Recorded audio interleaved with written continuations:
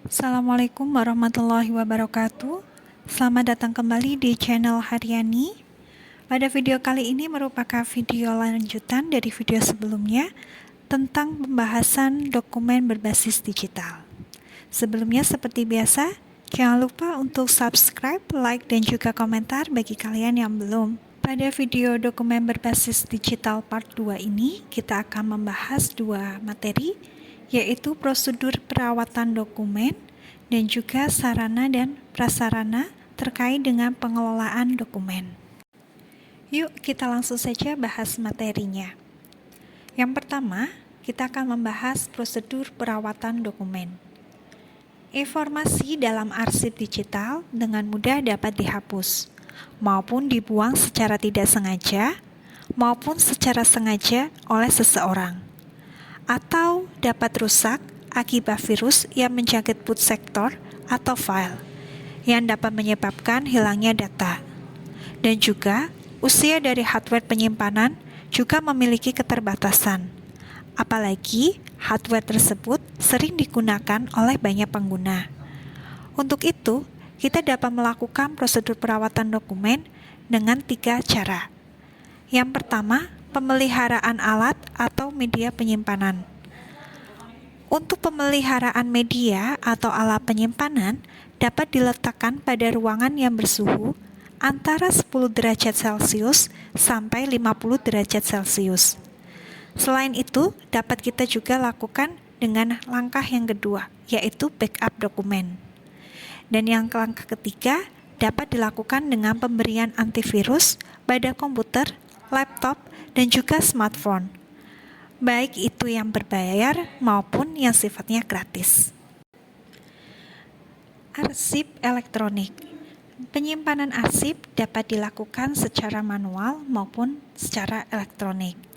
Lalu, apa keuntungan menggunakan arsip elektronik?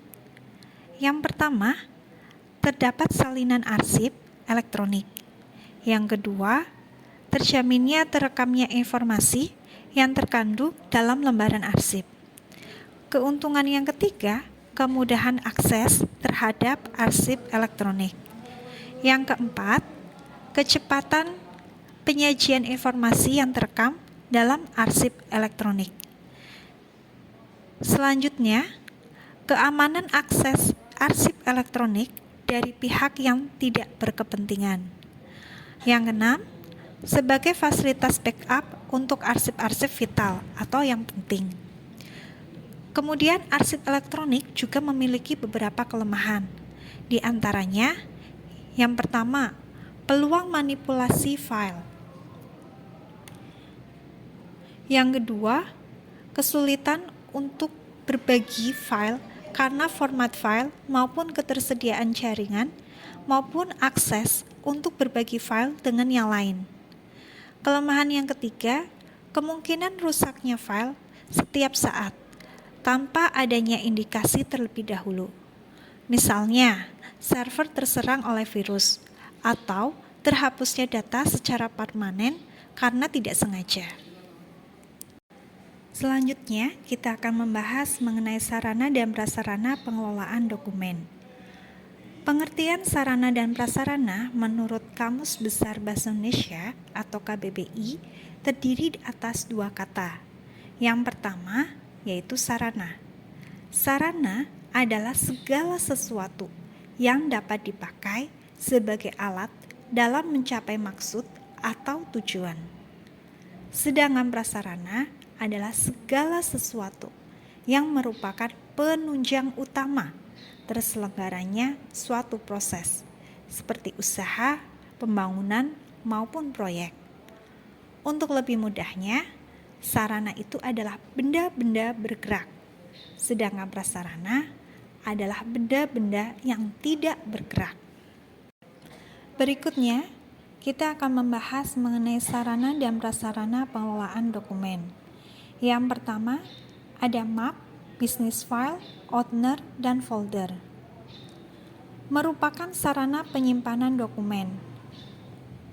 Sarana penyimpanan dokumen manual tersebut ada yang berupa manual, ada juga yang berupa elektronik. Tergantung dari model jenis, dan juga warna ataupun bahan yang digunakan.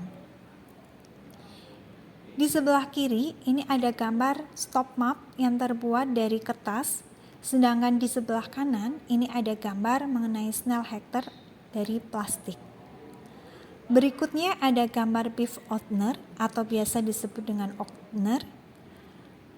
Gambar di sebelah kanan ini merupakan gambar map gantung, biasanya untuk pembatas dalam arsip.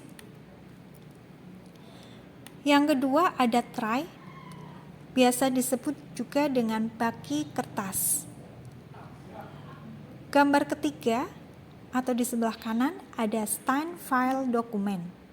Stand file dokumen ini biasanya terletak di atas meja atau di dekat meja kerja.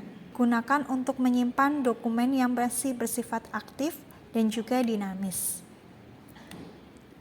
Gambar keempat ada rak dokumen, merupakan tempat untuk menyimpan dokumen yang disusun dalam opener. Gambar 5 ada lemari. Lemari ini biasanya digunakan untuk menyimpan arsip yang terbuat dari bahan besi, kayu, atau plastik.